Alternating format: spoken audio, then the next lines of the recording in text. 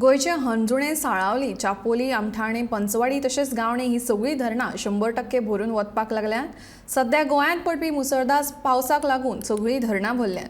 फाटल्या 8 दिसांनी पावसाची पातळी वाडिल्ल्यान तिळारी, साळावली आनी हंजुणे धरणाचें उदक सोडपाक सुरवात केल्या, अशी माहिती उदकास्रोत खात्याच्या संचालकान दिल्या।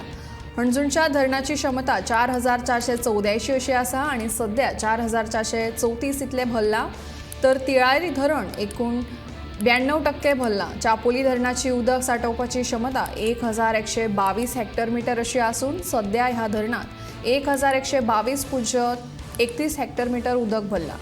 आमठाणे धरणात 585 हेक्टर मीटर भरला। तशेंच पंचवाडी आनी गावणे ही प्रत्येकी धरणांय भरल्यात। ह्या सगळ्या धरणांचे उदक पिवपाक आनी शेतकामतीक वापरतात। देखून ह्या वर्सा गोंयकारांक उदका पुरवण एकदम बरी जातली हातून दुबाव ना।